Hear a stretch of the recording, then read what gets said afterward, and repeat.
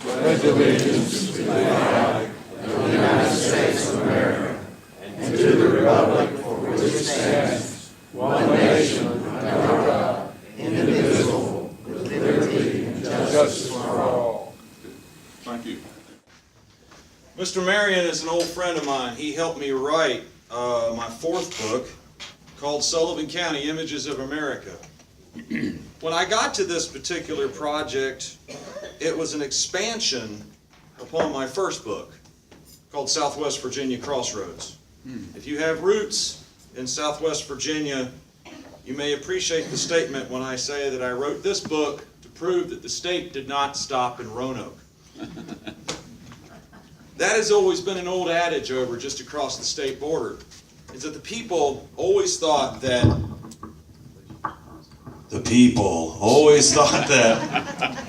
whoa, I'm going to tell you all ghost tales. They always thought that they were left out over in the far southwest Virginia area. Now, looking at Southwest Virginia, what do we even define? I'm going to ask you, is Christiansburg part of Southwest Virginia? No. Okay, we've got a border there. Is Gate City Southwest Virginia? Yeah. All right, okay. Whitfield? Yeah. All right. Norton? Obviously. Okay. Go up a little bit further. Floyd? Okay. Lexington? No. Bedford? No. Roanoke? No.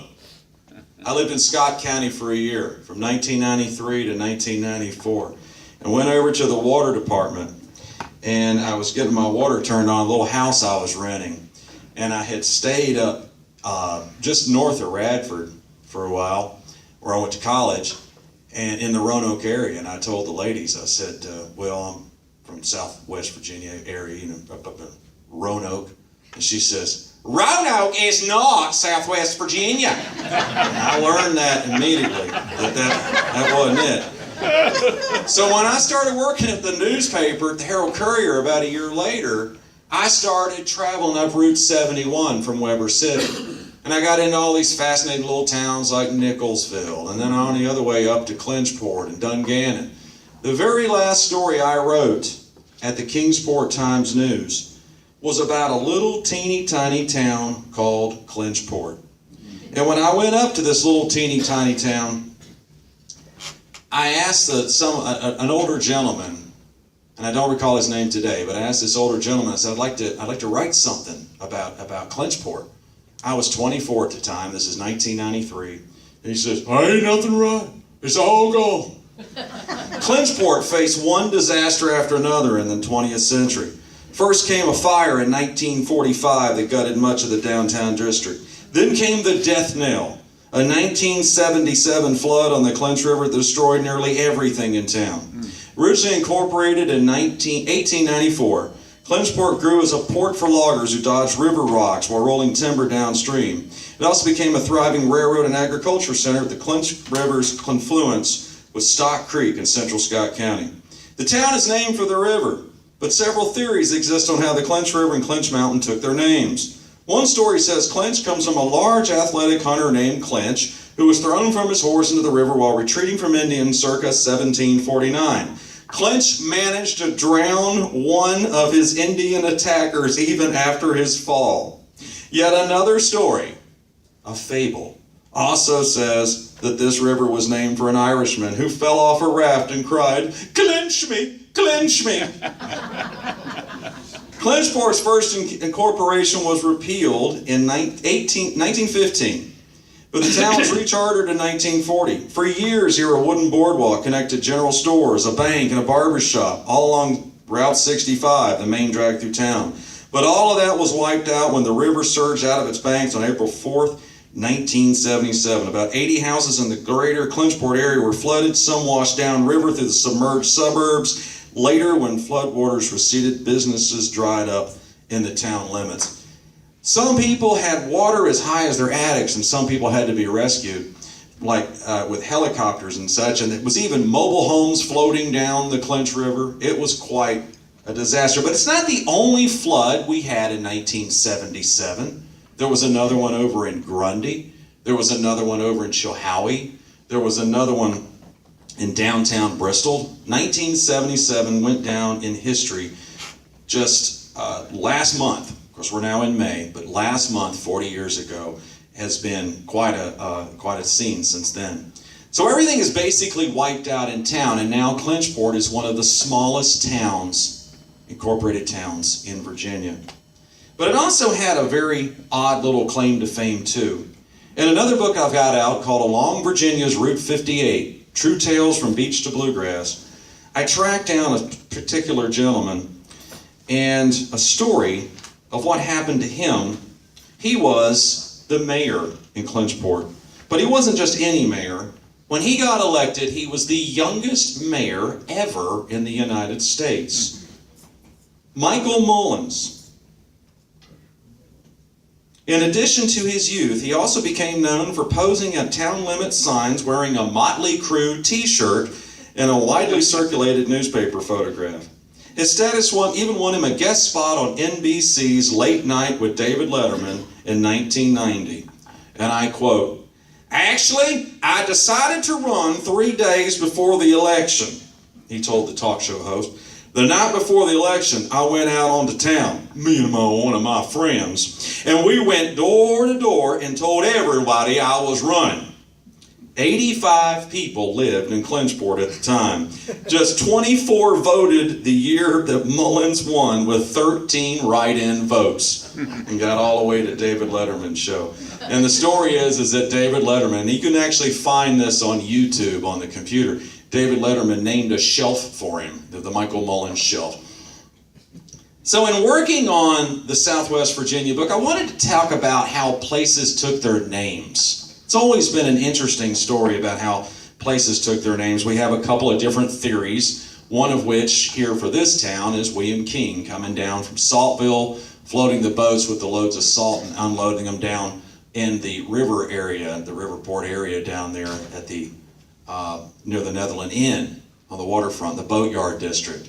We also had stories of how Bristol got its name. You had Bristol, England, so it got its name there. Abingdon took its name from Abingdon in Pennsylvania, or Abingdon Parish over in England. You had towns that were named for Ireland, like Dungannon and Belfast. And if you go on up the interstate, you'll find Dublin, except that some people will say, no, that's not how it got its name. It's got its name because it's the fastest growing town in Virginia. It keeps Dublin all the time. That's up in Pulaski County. That's how we used to pronounce Pulaski up in when I was in college at Radford. One of the things you got to find out, though, is when you travel around this area, you got to figure out how to say the names. It's not Lebanon in Russell County, it's Lebanon, even though it was named for the cedars of Lebanon on the other side of the world. And it's not Buchanan County, Virginia, it's Buchanan County, Virginia, even though it was named for President James Buchanan. Got a different pronunciation there. It's not Honaker in Russell County, but it's Honaker. Gate City, that's an easy one. Frog Level took its name up in Tazewell County because there was a teacher out fishing, Jack Whitten. And as he was fishing up there near the town of Tazewell, he said that the fog came in so low it was at frog level. And at that point, he started to come up with all kinds of different little quirky, funny stories that he wrote in the Frog Level News that was published in the local newspaper, the Clinch Valley News. Now, Mr. Whitten, not only did he create this name, he also wrote about such stuff as the Frog Level Bridge Club. Frog Level Bridge Club. You would think there was maybe some ladies sitting around on a nice table and with their little white gloves and such, and sipping tea in the middle of the afternoon. But actually up there, this was simply a group of good old boys who played poker beneath a bridge that crosses Plum Creek. Decades later, the name and the jokes remain. Frog Level is on most maps, and an official highway sign marks the community at the junction of US 19, 460 business, and Virginia 91. 91 is the route that goes down into Johnson County and eventually on over to Carter County. At the Frog Level crossroads sits a grass median known as the Frog Level's Center Square. The square is just a jump from the old site of the Frog Level service station, which was the home of the Frog Level Yacht Club. But don't be fooled by this name. There is no marina on nearby, near dry Plum Creek, and certainly no yachts. The fact is, the Frog Level Yacht Club is an all-joke organization. The club is really no more than a name on some souvenir t-shirts for sale at the service station, a business once known as the last combination beer bar / convenience store / gas station in Virginia, until the store's owner removed the gas tanks in the mid-1990s simply to increase parking space. From Frog Level, something I darn near hit on the way over were some geese that were out on the road. Geese, ducks, I don't know, they were birds. I know there were big birds out on 11 when I was coming in from Bristol this morning. Slowed down, didn't get these guys. But you know, we have some places around here that are named for geese, one of which is the Goose Pimple Junction over outside of Bristol. Now, Goose Pimple Junction got its name because there was this couple that was fighting and cussing and carrying on. And this one man said, "It gives me goose pimples to listen to them." So they decided to start calling it the Goose Pimple Junction. But there's a lot of other stories. We have some colorful names around the area. We have Vinegar Hill over in Sullivan County. This was a man that had a wagon load of vinegar and it spilt, and it became known as the Vinegar Hill out near the Holston Valley School. We have Pleasant Valley. We have a Rock City in Sullivan County. Not the Rock City at Lookout Mountain, Georgia, but we have a Rock City over there. We also have Boozy Creek. Now, there's a couple of different theories on how Boozy Creek takes its name. Local tradition says the name comes from booze spilt by the moonshiners who would try to get rid of evidence as the law officials approached this particular community. A lot of the places that ended up with very funny names, they came from the 1890s. At that time, the Postal Service decided that it did not want to put up with additions to names like Crossroads and Corners and all these long names and Courthouse at the end. So they said, come up with one name and one name alone. So up in Wythe County, near Wytheville, you go up, and as you're driving through, you won't actually see any signs for it, but if you look very close on your map, you will see one called Favonia. Favonia takes its name. It was written by Ellen C. Walter, the first postmistress, and Ellen C. Walton wrote this and came up with this, created this name because it was a Latin word from Favonius, meaning of the west wind. And this is actually west of the Wythe County Courthouse. So people started making up names as they went along. When I go up and talk to people around the mountains, I always like to kind of gauge where they're from. A lot of the work that I've done outside the Bristol papers, I get to travel with Blue Ridge Country Magazine. I've gone as far south in the past few years as Alabama, as far north as the Maryland-Pennsylvania line, and on out into Interstate 79 in West Virginia. And I find that the names of the general name of the mountains that we have out here seem to be pronounced in different ways, whether you go a little further north or whether you go a little further south. But right here in the middle, we're the only ones who know how to pronounce these names. That's true. And it's like fingernails on a blackboard. My whole brain just screeches when I hear, I can't even say Appalachia. I can't even say that.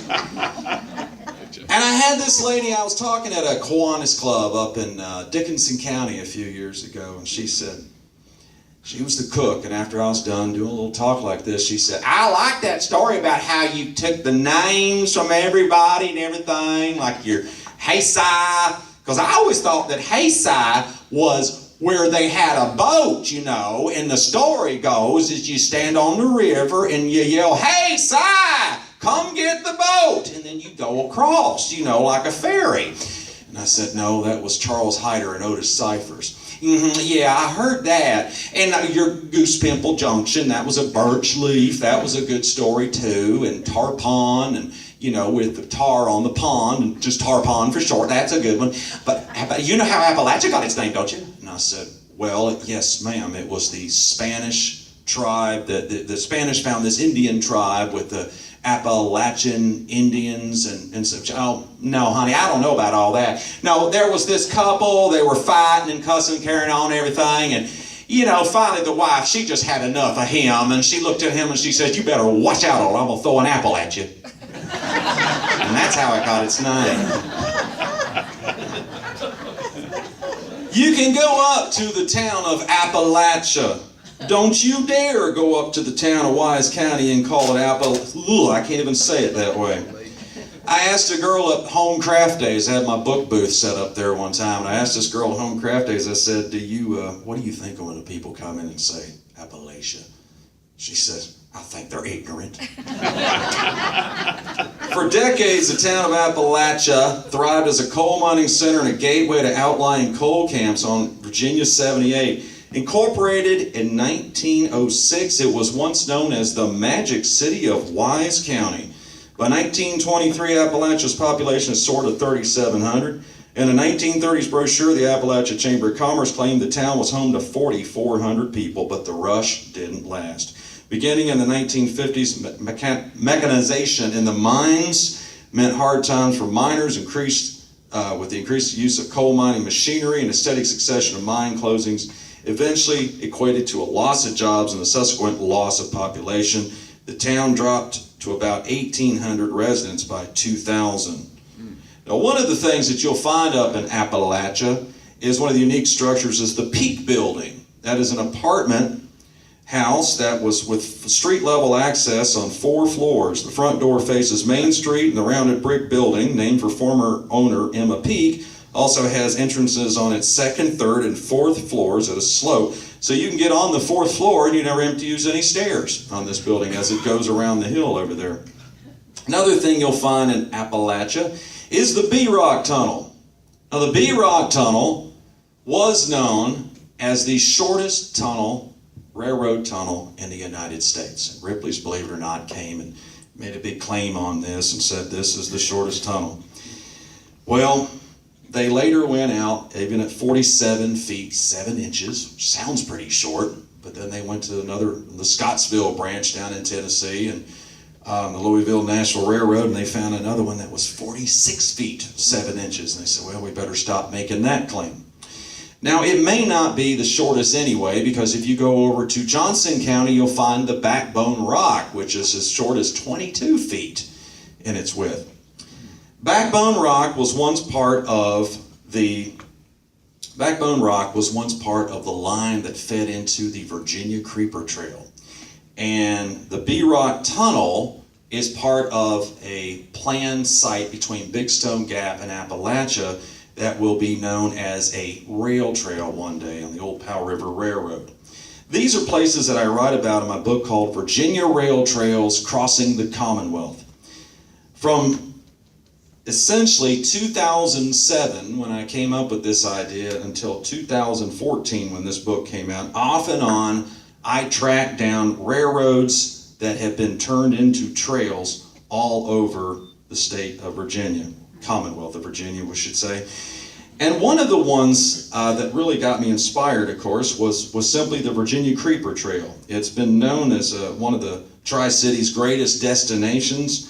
I'm assuming that everybody knows at one time it was a railroad. I was at the Virginia Creeper Festival on Saturday, and some people came by and they kept asking. I had a booth there, and they kept asking, well, what is the Virginia? Where is it? What does it do? Where does it go? Well, the Virginia Creeper started out as the Abingdon Coal and Iron Railroad in 1887. Investors dreamed of shipping large loads of iron from Damascus, but that plan ran out of money in the Panic of 1893. By the late 1890s, however, Wilton Egerton Mingy came on the scene, and he would later recall his involvement in a memoir. He wrote, I knew about the old bankrupt Abingdon Coal and Iron Railroad, and I talked it over with Mr. F.B. Hurd at Abingdon many times. Finally, we made a horseback trip into Shady Valley, down Beaver Creek to Damascus, along the deserted railroad grade to Abingdon. We were riding all day in a pouring rain, and we were drinking moonshine. I saw enough prospective traffic for a short railroad, and I conceived the idea of building this road myself. Mr. Mingy was a former freight agent for the Norfolk and Western Railway. He headed the Virginia-Carolina Railway, and that ultimately built the bridges and trestles and tracks to connect Abingdon to Damascus at the dawn of the 20th century.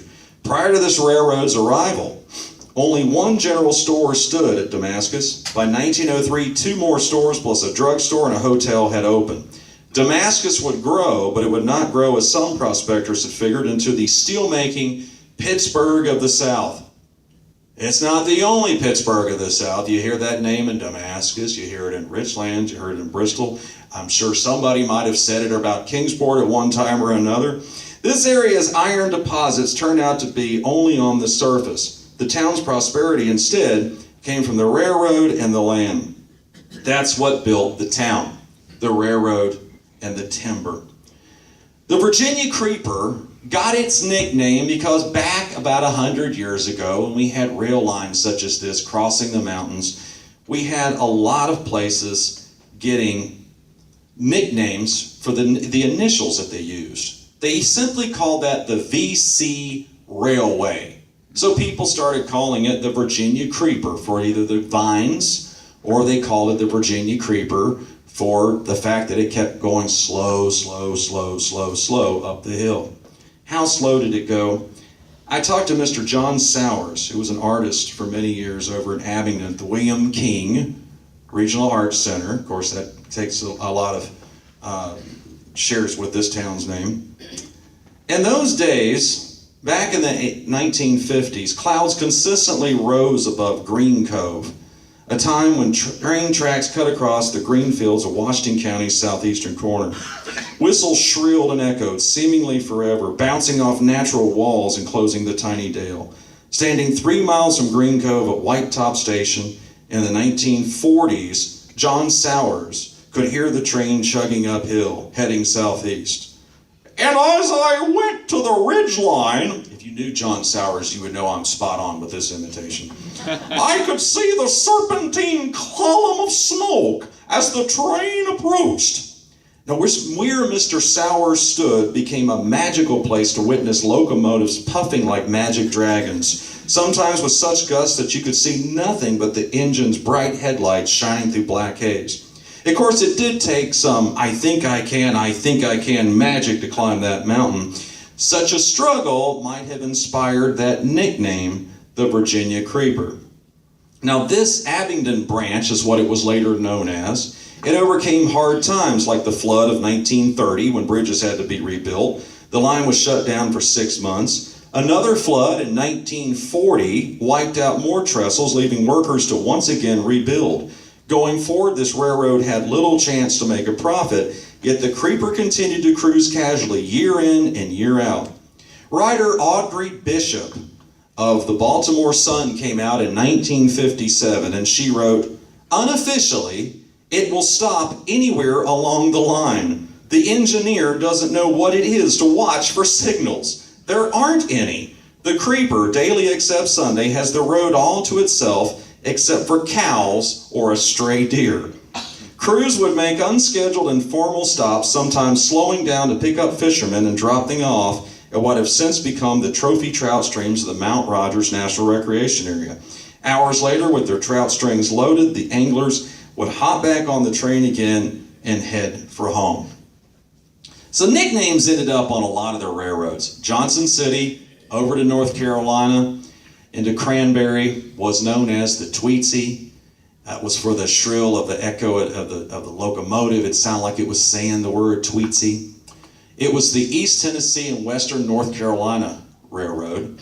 And this is now a rail-to-trail project of where the railroad's gone and they've come back and built the trail. And the ET and WNC had its own nickname. It was known as the Eat Taters and Wear No Clothes Railroad. Up in Washington, D.C., and Northern Virginia area, you have the most popular of all of the rail trails in Virginia is the Washington and Old Dominion Trail, known as the W&OD. It was the Washington Old Dominion Railroad. This was a railroad that started out at the port at Alexandria. Eventually, as it was going across, it was supposed to get to West Virginia. It didn't even get across the Blue Ridge Mountains. It got all the way to a little area called Bluemont, and then it backed up and stopped at Purcellville. And eventually the 45-mile trail went from just outside the DC area over to Purcellville. The WNOD, though, shut down in 1968, and it would stop and had all kinds of different things. Sometimes the train would stop and guys would jump out and start waving flags and stuff because they didn't have signals. They started calling it, the WNOD, the wobbly, old, and dilapidated, because it was falling apart so much. Down in Martinsville, you had a train that was coming out from Martinsville, Virginia, and going across over to the Blue Ridge Mountains, and it got on out into Patrick County. This was known from Danville. It was known as the Danville and Western, but they called that the Dick and Willie. Today you can ride on the Dick and Willie Passage Rail Trail, and it's another one of the great rail trails that we have in Virginia. The Devil's Bathtub is a place that I've got on the cover of this book, and I write a little bit about it as well.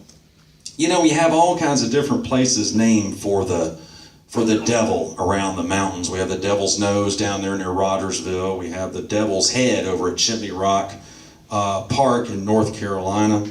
All across Virginia, we also have a lot of places that are named for the devil, one of which is the not only the Devil's Bathtub, but we also have the Devil's Branch in Buchanan County. And Rockbridge County has the Devil's Marble Yard, which is an area strewn with boulders. You have the Devil's Elbow near Cortland, and a stream feeding into Virginia Beach's Back Bay goes by the name Devil Creek. You'll find a Devil's Den near Christiansburg, another one near Fancy Gap. A third one is across the Grayson-Wythe County border. Anything that is real rough or real dangerous got to be called the devil. The rugged mountains surrounding the Devil's Fork in Scott County certainly qualifies. However, that name does not apply to the naming of the Devil's Bathtub. Here, the rippling Devil's Fork of Big Stony Creek has carved a hole in the rock bed nearly 20 feet long, perhaps a dozen feet deep.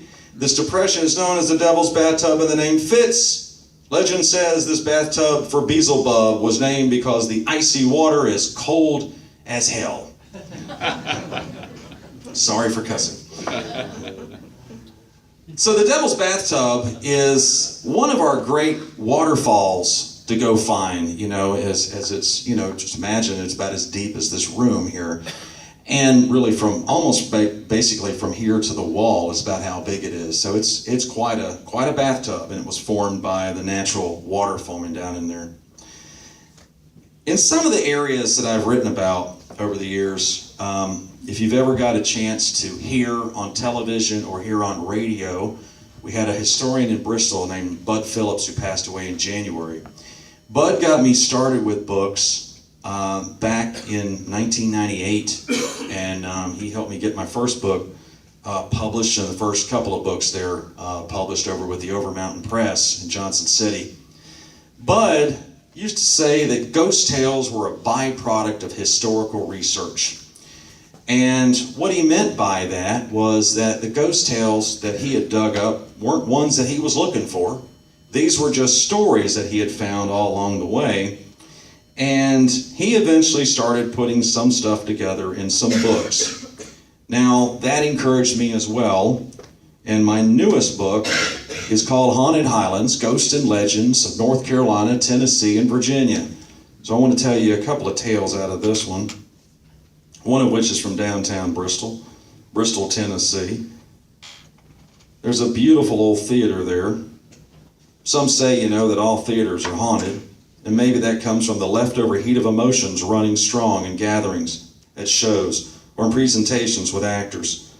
Superstitious stage managers burn a lone candle or keep a ghost light at the edge of a stage as an attempt to ward off spirits. The staff at the Paramount Center of the Art believes in this ghost light tradition. Promotions director Sharon Flake, however, once saw what she could never explain, a ghostly light, about the size of a tennis ball bouncing around the dark rows of the theater seats in Bristol. Could such a light make this a paranormal Paramount? Oh. One of my favorite stories is from right here in Kingsport. And it's that beautiful old mansion, and there's a lot of stories told about Rotherwood too. And There's the mean ghost tale, the man who dies with the flies in his mouth. I haven't written about that one yet. But I did like the story of Rowena Ross. If you've never heard it, she's a great story, and she goes on for a long time. Been a traditional story here in town. Rowena Ross must have seemed like a great catch for any suitor. This beautiful young lady was born in 1824 and educated in both Troy, New York, and Philadelphia, Pennsylvania. Her father, Frederick Ross, was a minister and founder of Rossville, a town that eventually became part of Kingsport, Tennessee. In the early 1800s, the Reverend Frederick Ross built the earliest version of the long-gone Rotherwood Mansion, plus portions of a brick mansion in Kingsport known as Rotherwood II. These mansions took their names from the home of a character in Sir Walter Scott's novel Ivanhoe, overlooked the banks of the North Fork of the Holston River. As a young lady, it's told, Rowena had a suitor who had gone down the Holston River on a fishing trip. But his boat capsized and the young man drowned in front of Rowena, instantly ending their plans for a wedding. She remained unlucky in love. Rowena went on to marry a man from Knoxville, Tennessee, but she would soon watch him die of yellow fever. Years later, she married once more, but something must not have settled well because Rowena would ultimately end her own life, apparently suffering from a broken heart. Many believe Rowena's spirit has found its way back to the home of her childhood at Rotherwood. The ghost of Rowena on the river has reportedly been seen for more than a century. It's a lady in white wearing what appears to be a wedding gown, apparently ready to take the plunge, not in the river, but maybe in matrimony one more time in the afterlife. Another story that I found was over in North Carolina, at Banner Elk, North Carolina. And a lot of people over there at Leeds McRae College will talk about a little ghost they call Emily. Now, Emily has a tombstone that says she is not dead but sleeping. The campus story is that Emily was a little girl who died of tuberculosis in what is now known as Tate Hall. There's a little bit more to the story, but I'm not going to spoil it for you. I talk to a lot of people, and people say, well, what do you do with these ghost tales? Do you talk to every nut that comes along and you just write it all down? And I said, no. I try to find people that I do the historical research, pair all this stuff up together and try to figure out it. And when you talk about Rotherwood, for example, it's not Rotherwood, it's Rotherwood too. You've got to get all these kind of things straight. But I talk to people that I believe are reputable and people that aren't nuts. And sometimes people I've known for years. Talia Freeman was a very lovely lady over in Beach Mountain. She runs marketing for Ski Beach, so I've known her as a reporter and doing some skiing stories. She said she lived at Tate Hall in her freshman year in 2002, and she says, I was so petrified my freshman year that I slept with a Bible for the first month of school. I just had this weird feeling all the time. I felt like there was a presence or something. Her phone would ring, no one would be there. Sometimes she'd get in the shower and put the shower head here, she'd turn around and the shower head was pointing over that way. She and her friends went out and they had a ball, and they put this ball out in the hallway. Then all of a sudden they heard it bouncing, they ran out and there was nobody outside. I believe in her, said Sherry Johnson, an assistant librarian at the college. I think she's here. I think she is here on campus. This ghostly girl is thought to inhabit portions of the James H. Carson Library, especially the Sterling collection housed on an upper floor. It is here, Johnson said, that Emily's spirit may be drawn to the collection's rare books on the Appalachian Mountains. Reportedly, a former security guard was called 3 times the library's Sterling collection as the lights turned themselves on and off, on and off, on and off. Finally, the security guard said, Emily, I'm tired. Please go to bed. And after that, the lights stayed off and the library was dark for the rest of the night. In the course of working on ghost tales, I also worked on a book called Haunts of Virginia's Blue Ridge Highlands, which has a story up on Dirty Dancing in Mountain Lake Hotel. That was where the original Dirty Dancing movie was filmed up there. And they say today that there's a lady up there who is, they say that she's haunting the hotel. 1986, she passed away. Her daddy had built the Mountain Lake Hotel. And then just a few months later, this film crew came up and they were making a movie called Dancing. That's all they called it, Dancing, because, they're in Southwest Virginia. You call it Dirty Dancing, they started wondering, what kind of movie are you making up here?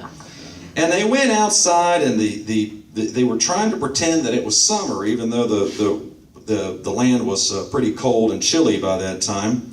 They actually had to paint the yellowing leaves a green color on the trees. All the while, the directors did not have the nerve to call the movie what it was really going to be called. The surprising success of this low-budget, coming-of-age classic has since kept Mountain Lake alive with tourists looking for the real-life Kellerman's Mountain House. But the movie's raunchy plot, the seedy affairs, the thieving, the lying, the dance lessons in the gazebo, well, it is a wonder what Miss Northern might have thought about all of this being filmed on her mountain. Or maybe she did know. Perhaps she's been keeping an eye on this mountain all along. Some staff members believe the ghost of Miss Northern watches the hotel through the eyes of her own portrait, hanging high above a fireplace in the library just a few steps from the lobby. This is a carefully crafted photograph, blown up in life-size proportions, showing off all her wrinkles and her rings. The picture is so large, so lifelike, that it simply looks alive. For years, staff members have shied away from staring too long at that portrait, calling it intimidating. Miss Northern's eyes appear to follow your every movement. It's like she's watching you, keeping an eye on you, making sure you're not bothering her things, Michael Porterfield, the chef, said. And you know, other times, it seems like she's just staring off into space. When I went up there a couple of times, people said that they would see her in the windows of the dining room. Another gentleman said he was out locking up a cabin. He looked up, and there's this woman staring at him. He went inside, there was nobody there. He went out there again 15 months. He went out, and he said, I'm very skeptical. He said, Joe, I went and I moved all the furniture around. I started taking pictures and trying to do this. I looked at the shadows. I did this for a year. And nothing. I couldn't come up with anything. 15 months later, he's out there locking the door again. He looks up, and there's this woman staring down at him again. So Mountain Lake is one of the stories I tell. Another one I tell is of the horse that runs around Abingdon now. There was a fire at the courthouse. One man was mad at another, calling it it said that he had an infringement of the law on him, and he was wrongly charged with a crime. So this fellow went out and he burned the courthouse. Well, as he was back during the Civil War in 1864, as he was going along, he thought that he had a couple of guys on his side. He saw these uniforms, and he ended up getting shot out of his saddle and died right there on Main Street. Today they believe that the horse is still running around the Martha Washington Inn, and that the horse is looking for its master. The Martha Washington Inn, is that haunted? People believe it is.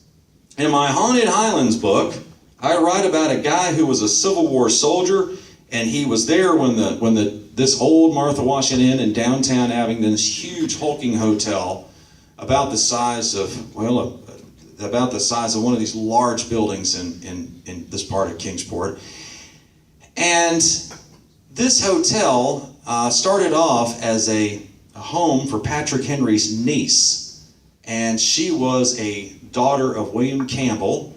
William Campbell was the general that led the Over Mountain men down to the victory at Kings Mountain. One of my ancestors was John Grier, Grier, from over in the Carter County, Washington County area, and he was one of the Over Mountain men. And this home later became known as the Martha Washington College for Women. And during that time, there was this guy who ran up in the middle of the war to say goodbye to his college girl sweetheart. And as he did, he got knocked down by a barrage of bullets, and his blood stains stained the floor. Well, they kept scrubbing and scrubbing, and the blood stains would come back. Did it again, the blood stains would come back. Eventually, they covered this with carpet, and they say that the blood stains seem to be eating into the carpet, or there's a worn spot, always in this one spot, where this guy was having his goodbye to his sweetheart. In my Route 58 book, I took a tour over to the Martha Washington Inn, and along my way and traveling along, the Martha Washington Inn is probably best known for the ghost tale of Beth. Now, Beth was a little girl who was a college girl, and she had a Union spy boyfriend during 1864. She was one of the Martha girls. Now, the Martha girls themselves were quite a story. The Martha girls were the girls who lived at the college from 1858 and 1860, when the classes actually started in 1858, classes started in 1860, until 1931, the Great Depression, when they ran out of money. Now, the Martha girls lived under all kinds of different rules when this was a college, long before it became a hotel in the 1930s. Boys from nearby Emory and Henry College could write notes to the Martha girls, but the girls could only reply with the permission of the college president. He wanted to see what the girls were writing. The girls were not allowed to drink cherry cokes, nor could they wave at the train conductors. Dancing privately or publicly while under college chaperonage is not permitted, the student bylaws said. There shall be no boisterous, disorderly, or unladylike conduct within the buildings or on the campus at any time. The girls had to shut their lights off at 10:30. They could not turn them on again before 6. They couldn't tip the college's servants. And they smoked. That was it. They got expelled. So they lived under all these crazy rules, and they came up with all kinds of stories and such that were associated with the Martha. Probably this may be where the story of Beth comes, or maybe Beth was a real person. But the story goes is that Beth had her violin, and her boyfriend, a Union spy, he said, "Play something, Beth, I'm going to die." So she played her violin. It was very soothing, and he passed away. And later she died of yellow fever. Now they say if you go up to the 3rd floor, a full moon night, you could still hear that violin music.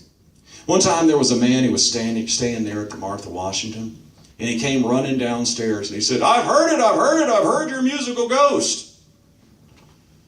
Well, the night auditor, she said, "Oh, Lord." She didn't believe in ghosts. She just thought that was something they had in the brochures. She said, "Sir, everything's fine." "No, it's not. There's a violin playing. You got to go check it out." So she went upstairs. She had a maid with her, and she had a bell captain, and they all stood in the hallway, and they didn't hear anything. But you know, customers always right, didn't want to be rude, got to take care of business. And then they started hearing this screechy violins, and they thought, "Oh my gosh, we do have a ghost here. It's the ghost of Beth, and she's come back to play her violin." And then the night auditor ran back downstairs, and they said, "You know what? He's staying in this room. And in this room is a guest violinist scheduled to play later that night at Emory and Henry College." I think that's what we're listening to up here in the hallway. Route 58 is just above the Tennessee border. And a couple of years ago, Highway 11W was actually Route 58 alternate when they were doing some road construction project out at the Gate City area.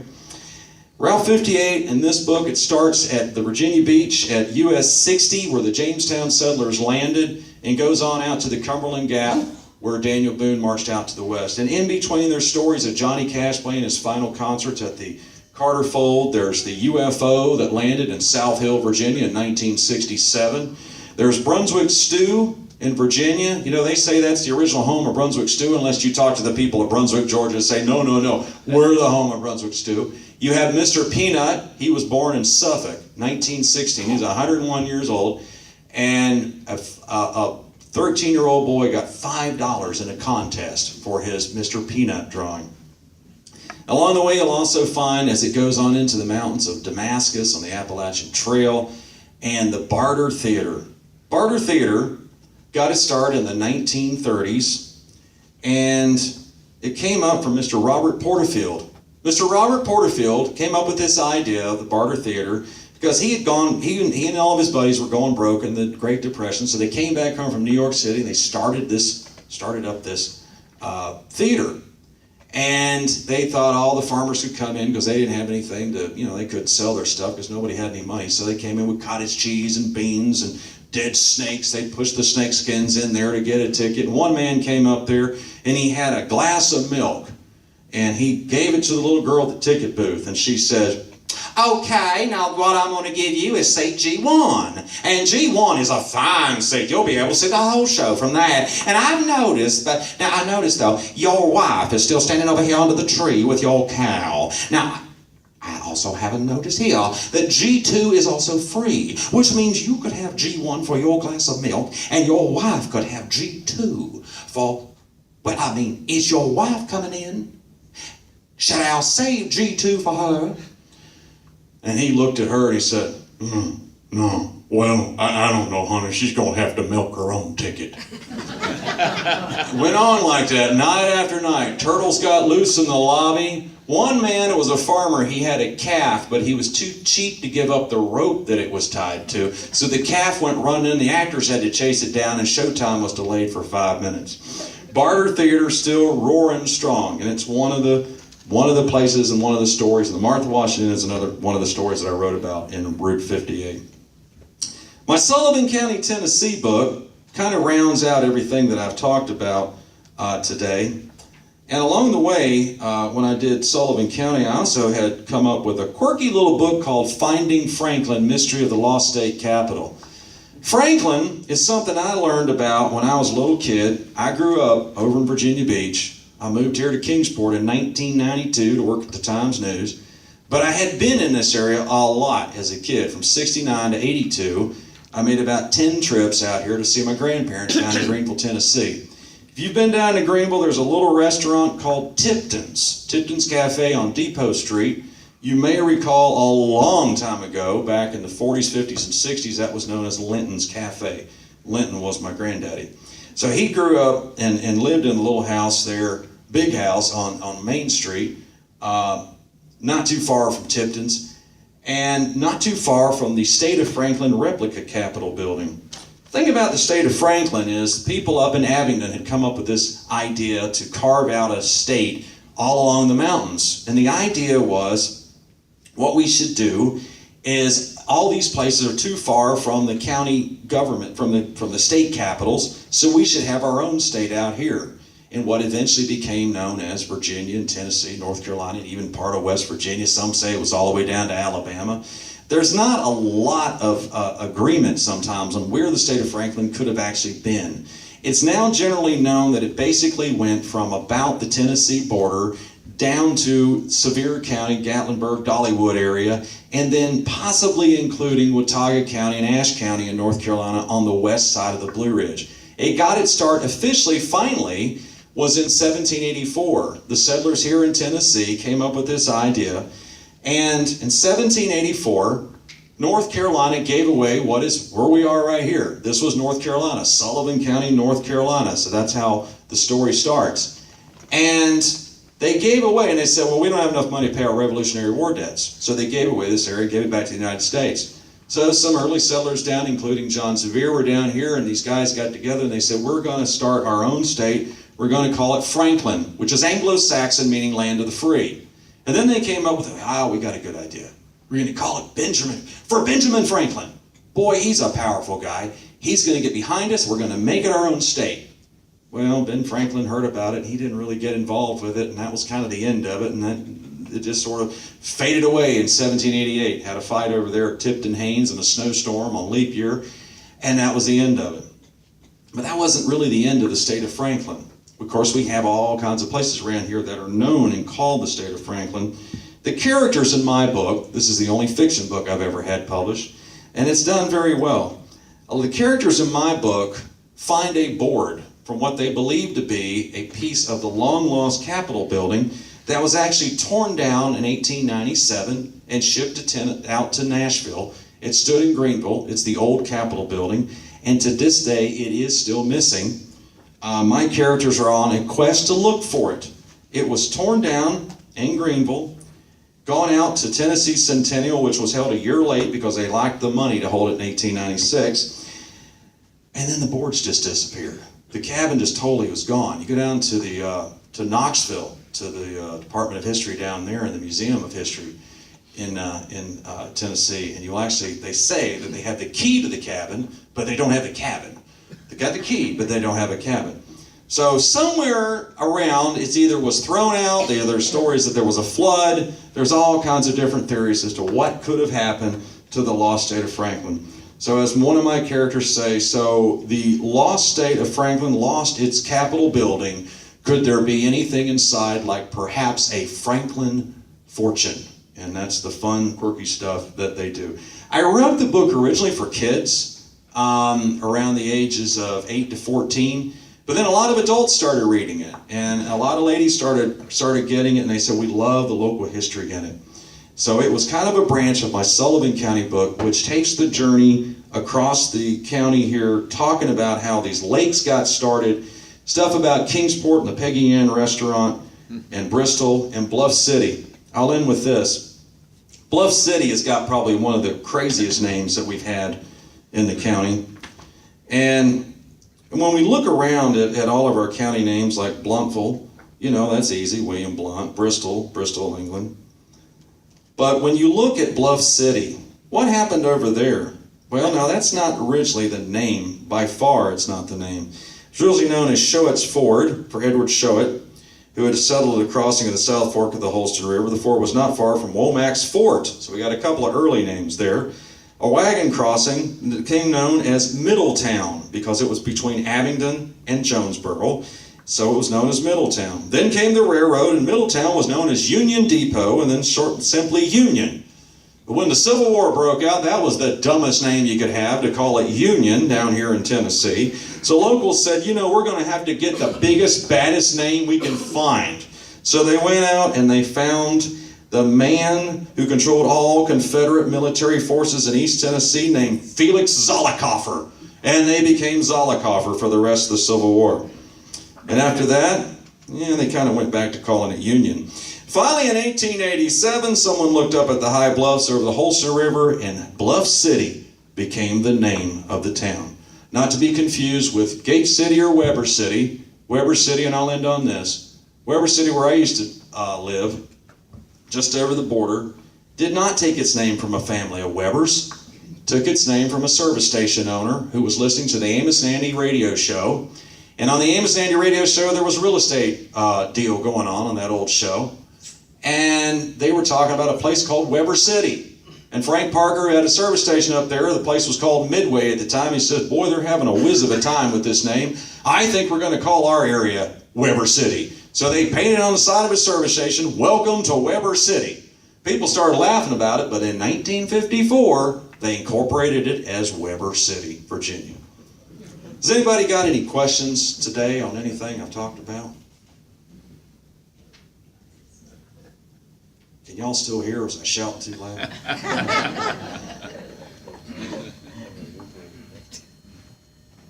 I thank y'all very much for listening to me today. As I said, I've got my variety of books over there if anybody'd like to get one or anything like that. I had just a handful of flyers and tried to get one out to just about every table, but I've got the books over there, and thank y'all again.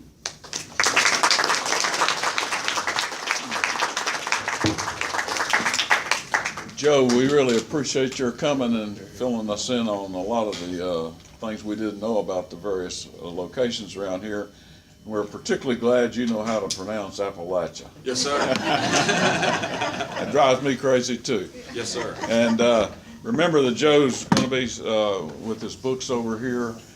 And we're glad to have everybody here with us tonight, this morning, particularly you candidates.